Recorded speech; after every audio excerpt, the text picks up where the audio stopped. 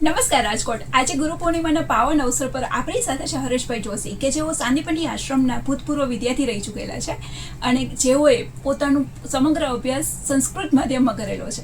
તો પહેલાં તો તમારું ખૂબ ખૂબ સ્વાગત છે 89.6 FM રેડિયો રાજકોટ પર. ખૂબ ખૂબ ધન્યવાદ. અને આપને મને પણ એ અવસર મળ્યો છે બોલવાનો, એટલા માટે આપનો મને ખૂબ ખૂબ આભાર.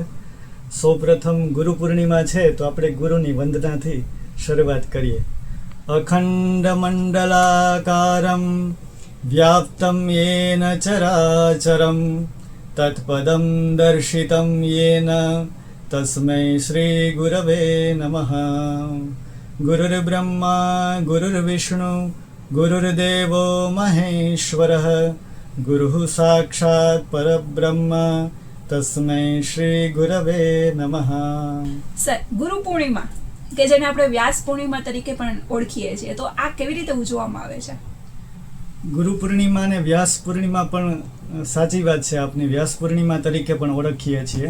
ભગવાન વેદવ્યાસનો તે દિવસે જન્મ થયો, એમનું પ્રાગટ્ય થયું, માટે આપણે વ્યાસ પૂર્ણિમા તરીકે ઉજવીએ છીએ. વેદવ્યાસજીનું નામ તો કૃષ્ણદ્વૈપાયન હતું. કૃષ્ણદ્વીપ, યમુનાની અંદર કૃષ્ણદ્વીપ આવેલું છે. તે એ કૃષ્ણદ્વીપ પર એમનો જન્મ થયો, માટે એમનું નામ કૃષ્ણદ્વૈપાયન હતું.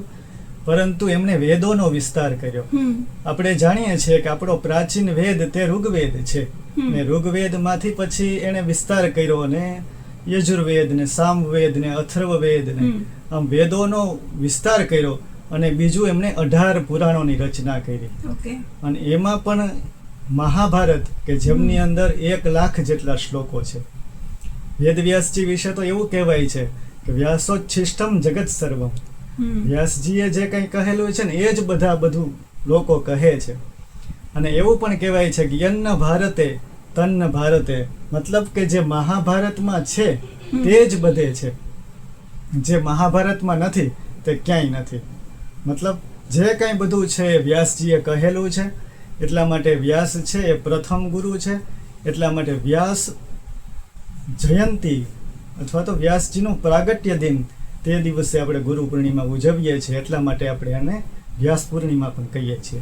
એ જ રીતે આપણે જોઈએ તો એ મહાભારતનું યુદ્ધ ચાલુ થયું અને ભગવાન કૃષ્ણ છે અર્જુનના સારથી બન્યા. પહેલા તો દુર્યોધનને કહેવામાં આવ્યું કે આપ માગી લ્યો, આપને શું જોઈએ છે? તો તેણે અક્ષોહિણી સેના માગી ભગવાનને, અને અર્જુને ભગવાન કૃષ્ણને માગ્યા. આમ જોઈએ તો દુર્યોધને શૂન્ય માગ્યું અને ભગવાન અર્જુને 1 માગી લીધો. એકોહમ બહુશ્યામઃ, પછી એકમાંથી અનેક થઈ શકે છે. અને આપણે જાણીએ છીએ કે એક હોય ને પછી પાછળ ત્યાં અલગ અલગ શૂન્ય લાગે તો એનું મહત્વ છે. એક વગરના શૂન્યનું કાંઈ મહત્વ નથી. તો એવા ભગવાન કૃષ્ણ અર્જુનના સારથી બન્યા. અને અર્જુન કહે છે કે સેનયોર ઉભયોર મધ્યે રથમ સ્થાપય મેચ્યુત. હે અચ્યુત, આ સેનાની વચ્ચે મારો રથને તું લઈ જા. જ્યારે સેનાની વચ્ચે રથને લઈ જાય છે તો ત્યાં તો એણે શું જોયું? માતુલાન ભાતુલાન પિતૃન, એના પિતા છે, એના માતામહ એટલે કે એમના મામા છે. એની સામે ગુરુ દ્રોણાચાર્ય ઊભા છે કે જેમની પાસેથી એમણે વિદ્યા પ્રાપ્ત કરી છે.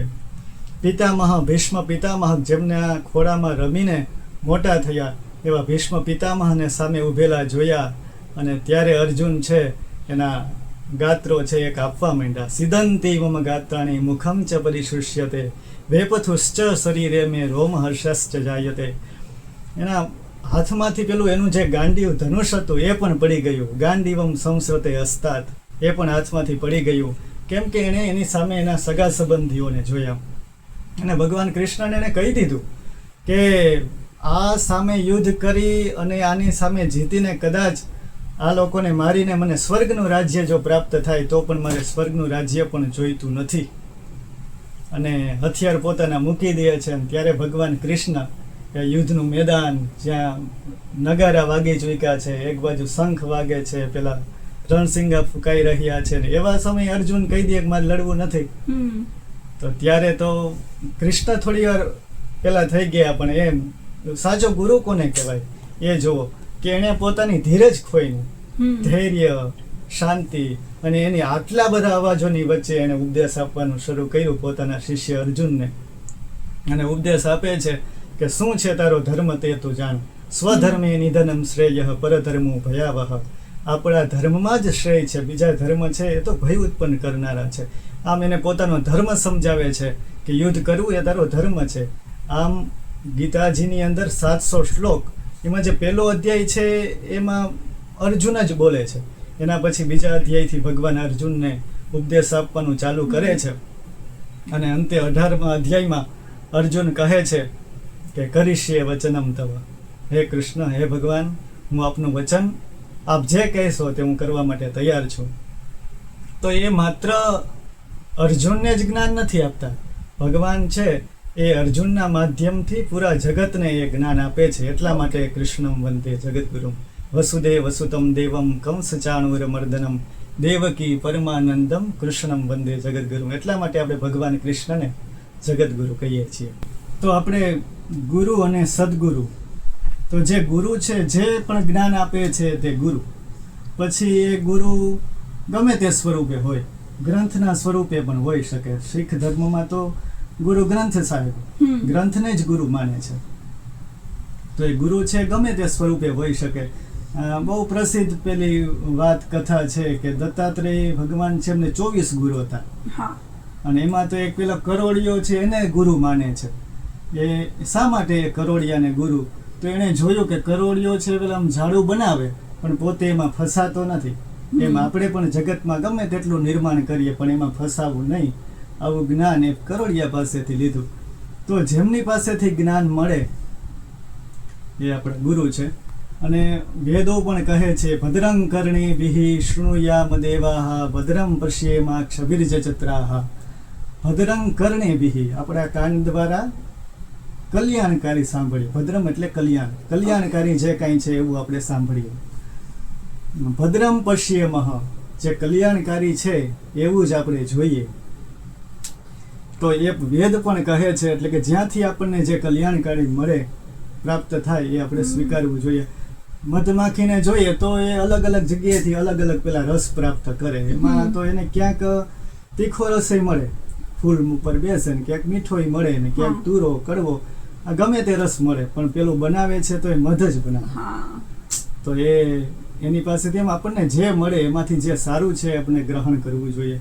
અને આ બહુ સુભાષિત બહુ સરસ વાત કરી છે કે શત્રોહો અપી ગુણાહ ગ્રાહ્યા. શત્રુ પાસે જો સારા ગુણો હોય ને તો એ પણ ગ્રહણ કરવા જોઈએ. અને ગુરોહો અપી દોષાહ ત્યાજ્યા. ગુરુ પાસેથી, ગુરુની અંદર કંઈક દોષ હોય તો એનો પણ ત્યાગ કરવો જોઈએ. હમણાં જ હું સાંભળતો હતો મારા ગુરુદેવ પૂજ્ય ભાઈશ્રીને, એ પણ કહેતા હતા કે ગુરુ છે તો પૂર્ણ છે જ, શિષ્ય તો એની અંદર જે સારી બાબતો છે એ તરફ એની નજર હોવી જોઈએ, નહીં એના દોષો તરફ. ગુરુના દોષોને નથી જોવાના, એ વ્યક્તિ તરીકે ક્યાંક અપૂર્ણ હોઈ શકે. અને એમ જેમ શિષ્ય છે એ ગુરુના ગુણને જોવા જોઈએ અને એ ગ્રહણ કરવા જોઈએ. અને ગુરુ છે એણે પોતાના ગુણોને નહીં પણ પોતાની અંદર રહેલા દોષોને જોવા જોઈએ અને એ દોષોને ધીમે ધીમે દૂર કરી અને પૂર્ણતા તરફ પ્રાપ્ત થવું જોઈએ. ઇંગ્લેન્ડની અંદર રાજાશાહી હતી અને ત્યાં એક પેલા ગુરુ શિક્ષક હતા અને વર્ગખંડમાં ભણાવતા હતા. પેલા વિનોદ ભટ્ટના એક લેખમાં વાંચેલી વાત છે. તો એ ભણાવતા હતા ને એમાં બરોબર ત્યાંના રાજા છે તે બધા એને એમ થયું કે ચાલો ત્યાંથી પસાર થયા કે આજે શાળાની મુલાકાત લઈ. શાળામાં ગયા અને બધા વર્ગખંડમાં જોતા જોતા એ જતા હતા ને એમાં આ વર્ગખંડ આવ્યો, બીજબી એ આચાર્યનું નામ હતું, એમનો વર્ગખંડ આવ્યો ને એમ થયું કે સરસ ભણાવતા, ચાલો હું વર્ગખંડમાં જાઉં. તો એ વર્ગખંડમાં જાય છે અને પણ પેલા આચાર્ય હતા એણે કાંઈ એ તરફ ધ્યાન જોયું જ નહીં. રાજા આવ્યા એ તરફ એને ન જોયું અને પોતાના ભણાવવામાં જ એ વ્યસ્ત રહી. અને પછી તો એ વર્ગખંડમાંથી બહાર નીકળી ગયા ને ઓફિસમાં ગયા ને ચેર પર બેસી ગયા. અંગ્રેજ એટલે થોડું ડિસિપ્લિન તો એનામાં હોય એટલે પેલા આચાર્યની ખુરશી પર ન બેઠા, સામે જે હતી ત્યાં જઈને બેઠા. પેલા આચાર્યનો લેક્ચર પૂરો થયો અને જેવા પોતે ગયા ઓફિસમાં, પછી તો એમને વંદન કર્યા, નામ નમ્રતાથી એની સાથે વાતચીત કરી. એટલે પેલા રાજાને આશ્ચર્ય થયું કે હું વર્ગખંડમાં આવ્યો ત્યારે તો મારી સામે પણ ન જોયું, એનું કારણ શું? તો એને કીધું કે હું મારા વિદ્યાર્થીઓને એવું બતાવવા નહોતો માંગતો કે મારા ગુરુ કરતાં પણ કોઈ શ્રેષ્ઠ છે, મારા ગુરુ કરતાં પણ કોઈક વધારે ચડિયાતું છે એવું બતાવવા નહોતો માંગતો. તો એવા ગુરુ હોવા જોઈએ. અને આપણે સદગુરુની વાત કરીએ તો જે મંત્ર દીક્ષા આપે અને જે પરમ તત્વ સુધી લઈ જાય એ છે સદગુરુ. ભાગવતજીનો એક શ્લોક છે કે જે સ્વર્ગ છે તો સ્વર્ગની અંદર કલ્પતરુ છે વૃક્ષ, ચિંતામણી છે. ચિંતામણી લોક સુખમ સુરદ્રુઃ સ્વર્ગ સંપદામ પ્રયચ્છતિ ગુરોઃ પ્રીતો વૈકુંઠમ યોગી દુર્લભમ.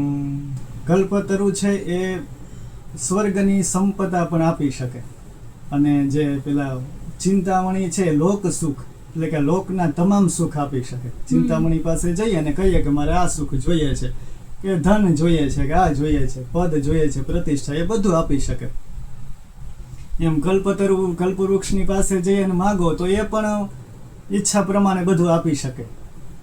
પરંતુ વૈકુંઠ છે એ વૈકુંઠ તો દુર્લભ છે, અને એ તો કોણ આપી શકે? તો જ્યારે ગુરુ પ્રસન્ન થાય તો જે યોગીને પણ દુર્લભ છે એવું વૈકુંઠ તો માત્ર ગુરુ જ્યારે પ્રસન્ન થાય છે ત્યારે જ એની પ્રસન્નતાથી જ પ્રાપ્ત થાય છે.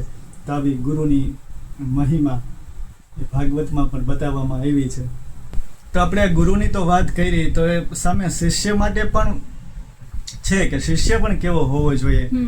તો સુભાષિતમાં કહ્યું છે કે અભિવાદનશીલસ્ય નિત્યમ વૃદ્ધોપસેવિનઃ ચત્વારી તસ્ય વર્ધન્તે આયુર્વિદ્યા યશોબલમ. આ સુભાષિતમાં તો એવું માત્ર વિદ્યાર્થીઓના કે શિષ્યના લક્ષણો નથી બતાવ્યા, પણ એ કેવો હોવો જોઈએ આના ઉપરથી ખબર પડે કે અભિવાદનશીલસ્ય, એનું શીલ અભિવાદન કરતું હોવું જોઈએ. મતલબ કે દરેકને એ નમસ્કાર કરતો હોવો જોઈએ, પ્રણામ કરતો હોવો જોઈએ, વિનમ્ર હોવો જોઈએ, એવી વાત છે. અને નિત્યમ વૃદ્ધોપસેવિનઃ, અને નિત્ય વૃદ્ધો, વડીલો, માતા પિતા એનું સન્માન કરતો હોવો જોઈએ, એની સેવા કરતો હોવો જોઈએ. તો આવો જો વિદ્યાર્થી હોય કે આવો કોઈ પણ વ્યક્તિ હોય તો એને શું પ્રાપ્ત થાય છે? તો સુભાષિતકાર કહે છે કે ચત્વારી તસ્ય વર્ધન્તે આયુર્વિદ્યા યશોબલમ. તેનું 4 વધે છે. શું 4? તો આયુઃ એટલે કે આયુષ્ય, વિદ્યા, યશ અને બળ, આ 4 એમનું વધે છે. તો વિદ્યાર્થી પણ, છાત્ર પણ આવો હોવો જોઈએ, એવું આ સુભાષિત પરથી આપણને જાણવા મળે છે. કે જ્યારે છાત્ર છે એ અભ્યાસ પૂરો કરી અને ગુરુના આશ્રમમાંથી જતો હોય ત્યારે ગુરુ છે એને ઉપદેશ આપે છે, અંતિમ દીક્ષા તરીકે એને આપે છે. કહે છે ઉપનિષદમાં કે સત્યમ વદ, ખૂબ જ પ્રસિદ્ધ છે, સત્યમ વદ, ધર્મમ ચર, આચાર્ય દેવો ભવ, માતૃદેવો ભવ, સ્વાધ્યાય પ્રવચનાભ્યામ ન પ્રમદિતવ્યમ. એટલે કે આચાર્યને, માતા પિતા, આ બધાનો તો દેવની સમાન એની વંદના કરવી જોઈએ. આ પૃથ્વી પરના એ જ સાચા દેવ છે. ઓલા દેવને તો આપણે કદાચ જોયા, કોઈ નહીં જોયા હોય, પણ આ તો સાક્ષાત દેવ છે કે જે આપણી સામે છે ને આપણો એ કેર કરે છે. અને એમાં પણ બહુ એક સરસ વાત કે સ્વાધ્યાય પ્રવચનાભ્યામ ન પ્રમદિતવ્યમ. સ્વાધ્યાયમાં ક્યારે આળસ ન કરવી જોઈએ. સ્વાધ્યાય એટલે જેને આપણે સ્વ અધ્યયન કહીએ છીએ, જાતે અધ્યયન કરવું, તે તો એમાં ક્યારે આળસ ન કરે એ સાચો વિદ્યાર્થી. ગુરુ પાસેથી શિક્ષા પ્રાપ્ત થાય, પછી જેના મિત્રો હોય એની પાસેથી ડિસ્કસ કરીને થોડું ઘણું શીખે. અને ત્રીજી વાત છે સ્વ અધ્યયન. જાતે અધ્યયન કરે ત્યારે કોઈ પણ ટોપિક હોય કે કોઈ પણ વિષય છે એ વધારે દ્રઢ બને છે. તો આવા દ્રઢતા મેળવવા માટે શિષ્ય એવો હોવો જોઈએ. અને બીજી જો આપણે આધ્યાત્મિક રીતે વાત કરીએ તો કહે છે કે ગુરોહો વાક્યસુ વિશ્વાસ શ્રદ્ધા, કે જે ગુરુના વાક્યમાં વિશ્વાસ રાખે તે જ સાચો શિષ્ય છે, એને શ્રદ્ધા કહેવાય. અને આવી શ્રદ્ધા જેમનામાં છે તે સાચો શિષ્ય. નાનકડી એક વાત કરી દઉં કે એક ઋષિનો આશ્રમ હતો અને ત્યાં પેલો શિષ્ય રહેતા હતા, ગુરુ શિષ્ય રહેતા હતા. અને નદીની આ બાજુ હતા, વર્ષા ઋતુનો સમય ને નદીમાં પાણી આવી ગયું અને સામે કિનારે પેલા શિષ્યને જવું છે પણ તરતા આવડતું નથી. ગુરુજીને કહે છે કે મારે સામે જવું છે પણ કેવી રીતે જવું? તો ગુરુજીએ એને એક મંત્ર આપ્યો અને કીધું કે તું આંખો બંધ કરી આ મંત્રનું રટણ કરતા કરતા તું ચાલ્યો જા, પાણી ઉપર ચાલી શકીશ. એ જ સમયે એક સ્ત્રી છે બરોબર પેલા કાષ્ઠ લેવા માટે ત્યાં આવેલી એ તરફ, અને એને સામે કિનારે જવું હતું. એને પણ આવી રીતે આવી પરિસ્થિતિ. પેલો શિષ્ય હતો, એને ગુરુમાં એટલી શ્રદ્ધા નહીં, એને મનમાં શંકા થઈ કે કઈ ગુરુ આવું કે ને એમ કઈ થોડું પાણી પર ચલાતું હશે. પણ પેલી જે ગામડાની ભોળી એ સ્ત્રી, એને તો પૂરેપૂરી શ્રદ્ધા કે જો આવા ઋષિ ગુરુ કહેતા હોય તો એમાં તો શંકા કરાય જ નહીં. તો એની પાસે ન એવો કોઈ મંત્ર હતો, છતાં શ્રદ્ધા સાથે આંખો બંધ કરીને ચાલી ગઈ અને પેલી તે નદીને પાર ઉતરી ગઈ. અને પેલો શિષ્યને શંકા, ને જેવો પગ મૂકવા જાય છે ને સીધો પાણીમાં, તો કહેવાનો અર્થ એ છે કે ગુરુ જે કહે છે એમાં શ્રદ્ધા રાખવી. અને સાચો સદગુરુ જ એ છે કે જે શિષ્યના હિતમાં સતત લાગેલો છે. સતતમ શિષ્યાય હિતાય ઉદ્યત. સતત જે શિષ્યના હિત માટે હિત કરવા માટે જે લાગેલો છે તે જ સાચો ગુરુ. અને શિષ્ય પણ એવો કે જે પૂરેપૂરી ગુરુમાં શ્રદ્ધા રાખે એવો હોવો જોઈએ.